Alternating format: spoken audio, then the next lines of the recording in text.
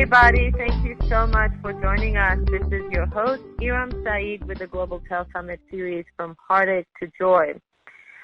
Today we have with us our special guest, Jeff Geniak. And the reason why I love this show, I know that you guys are going to love it too, is because Jeff is one of the world's top experts on brainwave entrainment technology. He actually has which some call the best technology when it comes to brainwave entrainment. Some of you might already be familiar with what that means, and those of you that are not that familiar or kind of know about it but would like to know more, don't worry. We will cover that today. But basically, in short, when your brain is functioning properly, when your brain is at its optimum, that is when your life is going to be at its optimum. That is when brainwave entrainment actually is going to help you to understand how this can sync between the subconscious and the conscious mind, and how we can harness that awesome and amazing power of our subconscious mind by using this kind of technology. This is the kind of stuff that would have been the stuff of science fiction a few decades ago. This is the kind of stuff that the Zen monks used to have to do for years and years, decades of practice would get them to that kind of brainwave state that now, through the help of this kind of technology, we can achieve within minutes. So it's very, very powerful. I call it spirituality on steroids. But that's basically the kind of effect you can really expect from using something like this. I remember when I first started on the path of spirituality, I had actually used one product that was on the market then for brainwave entrainment. It was not Jeff's product. It was less powerful than what Jeff has, but it still created phenomenal results for me. Within minutes, you can see the difference, and we're going to talk to Jeff about that today. So this is a really exciting call. And if you're wondering, well, that sounds wonderful, how is this going to help me in my life if I have, my brain working at a certain frequency and in certain brain waves? Well, how is that going to help me? It's going to help you in every way. You're going to have better relationships. This can help you manifest better. You can solve your financial problems. You name it, you've got it. This is really powerful stuff. So I've been a believer of using the ancient spiritual principles, but why not combining them with what we've got available today, which is this kind of powerful technology and science at our fingertips. So this is going to be really cool. Just a little bit of background about Jeff. He grew up in a small town in Canada. He was the son of a psychologist and a social worker. So he's always had a passion for helping others. He was one of the youngest people in North America, actually, to be certified as a practitioner of neuro-linguistic programming at the age of 15 only. He studied psychology at the University of Windsor for 4 years before becoming a clinical hypnotherapist and licensed master practitioner of neuro-linguistic programming and a world-renowned expert in brainwave entrainment and brainwave stimulation. He's a published author, wrote his first book in 1999 with his most recent contribution, The Secret Skill, Appearing in Adventures in Manifesting Success and Spirituality. He is the creator of the top-selling products such as the Perfect Sleep System, the Achievement Blueprint, Goal Factory, and the Brain Fitness for Busy People. Having created nearly 100 acclaimed meditation and brainwave programs, it's no surprise that Jeff is considered today to be one of the top thought leaders as the leading creator and innovator of brainwave stimulation technology. He has created several unique and proprietary technologies that continue to revolutionize the field of brainwave entrainment and personal development. Jeffrey, thank you so much for joining us. Oh, you're welcome. I'm so happy to be here today. Yeah, this is just awesome. Now, you have quite an amazing story about how you actually got started in all this, right? Yeah, well, it's my life story. It started really young. Yeah. You had a near-death experience, if I'm not mistaken? Well, that was just recently, and this is part of this amazing story. But yeah, I had a couple months ago. I was hit by this flu, and it was the most devastating flu I had ever experienced in my life. I mean, it knocked me out for 8 days. I was sleeping, 20 hours a day, and I truly felt I had, in many times, 1 foot in, 1 foot out, and it was so bad when they brought me to the hospital, they put me on emergency room protocols for keeping the fever down, which is 1,000 milligrams of Advil and 1,000 milligrams of Tylenol. Oh, my goodness. At the same time, and then you stagger, the doses, so to speak, and which is horrible for the body, but, it's better than dying, right? So, and this is what happened. And then towards the end, just before the fever broke, something really amazing happened. I had this experience where, to me, it felt like a spiritual download of sorts. It felt like that I had a blueprint put in my mind about how to create a new product, to use the technology I currently have, right, and to wrap it a little bit differently to help people manifest, to really help people achieve their goals in a way that's really quite unique. And as soon as the fever broke, it was like a perfect blueprint in my mind, and I started to create this. And within 3 weeks, we had it completed, and it's, people have asked me, I play in a lot of really serious scientific circles, and so telling people this kind of story is one of these things where you go, some people are not really open to it.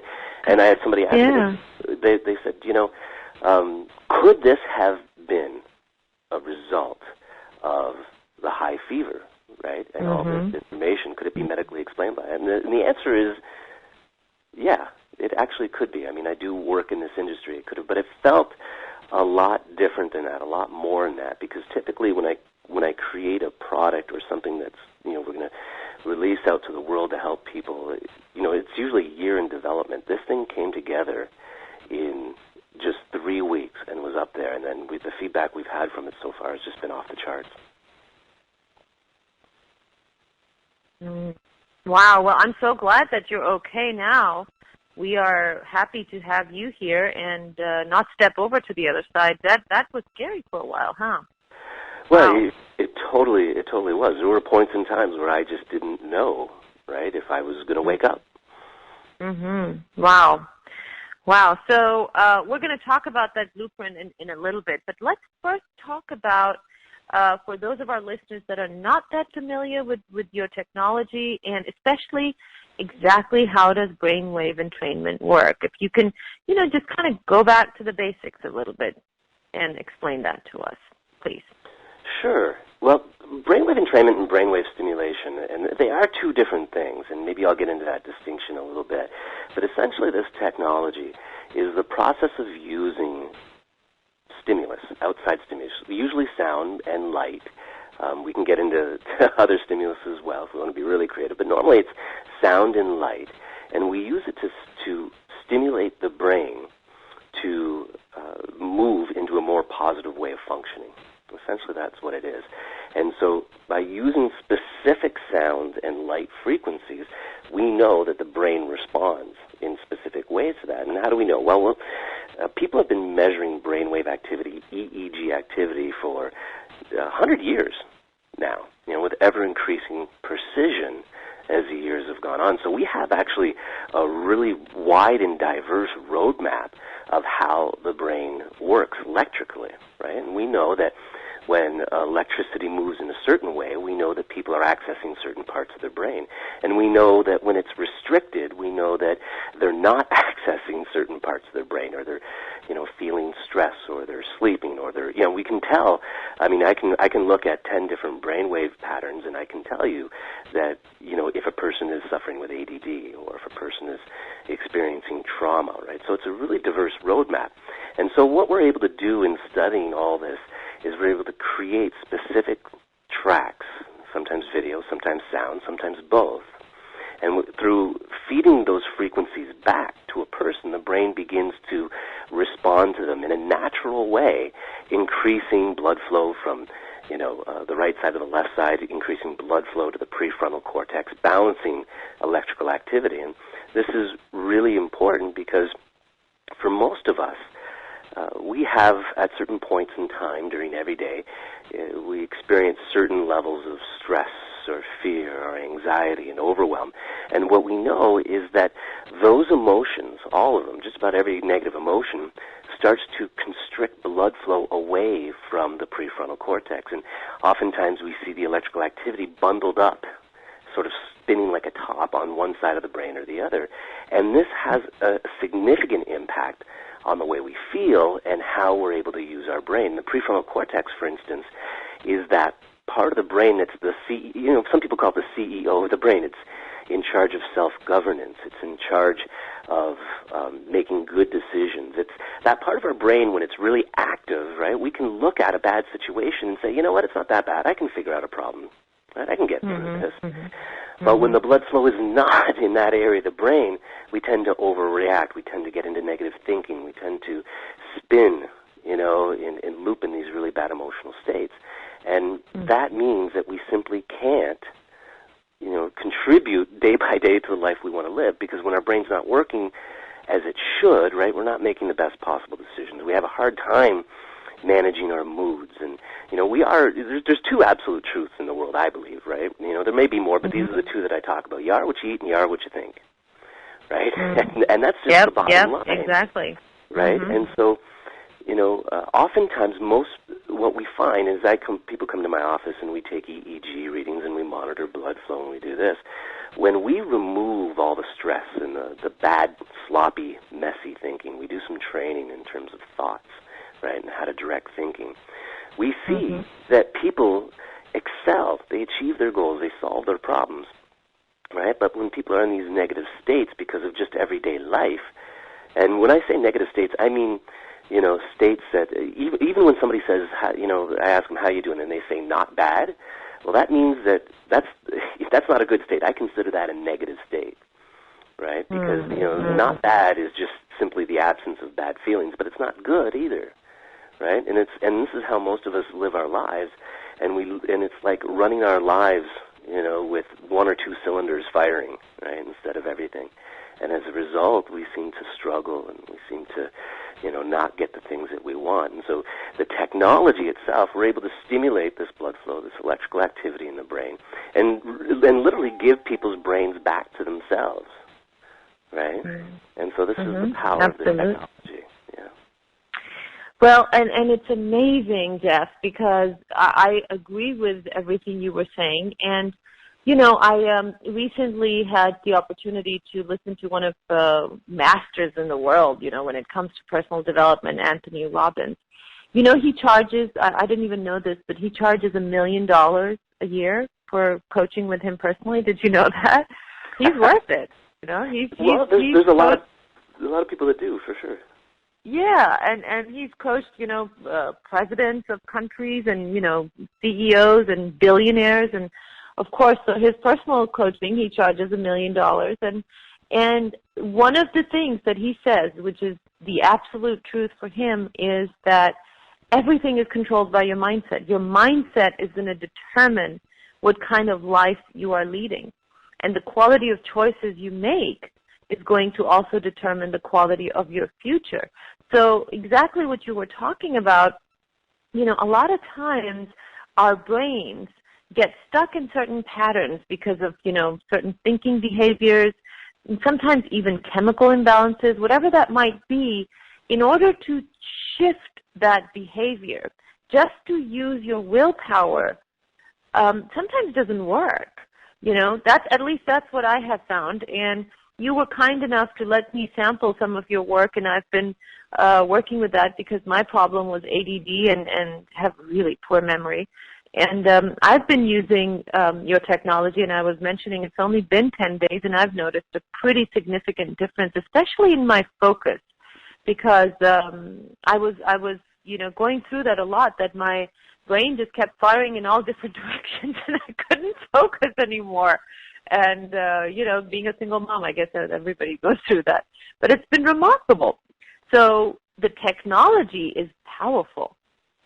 Yeah, and it really is, and this is one of the reasons I got right into this, and I thought that this was such a powerful thing for the world, and I continue to do, I think, more research on this than just about anybody else, is that, I think all of us are aware of this truth, right, that our mindset dictates our future, right?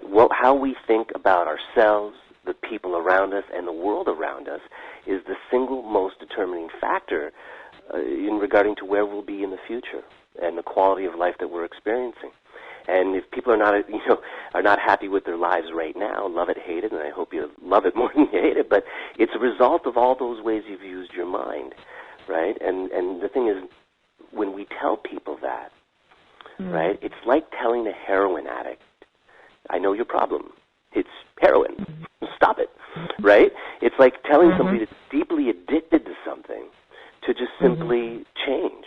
Having that information isn't enough for people to be able to go and just change, their thinking. Because what happens is that we're so trapped, like most of our thinking is habitual, right? And I think most people know this too. And so when we go to change it with a brain that's already in a negative state, that's already learned to habitually be in a state or in a way of operating where the blood flow isn't in the prefrontal cortex or maybe just with one hemisphere more than the other of the brain, right? We're trying to apply a lot of these great guru teachings, these ways of thinking about things while our brain is already compromised. And so what happens is it doesn't work, right? So you're trying to think your way out of something using a brain that's already been compromised. Right? It just makes sense, right? So there's many great modalities in the world of therapy, and I know and use many of them. But what has to be done first is that you have to train your brain to at least work as it should, right? And everything in our environment today, from the social media, the fact that we're being interrupted every 8 seconds by our phones and our computers and our one thing or another, that trains our brain in a habitual way not to be able to focus.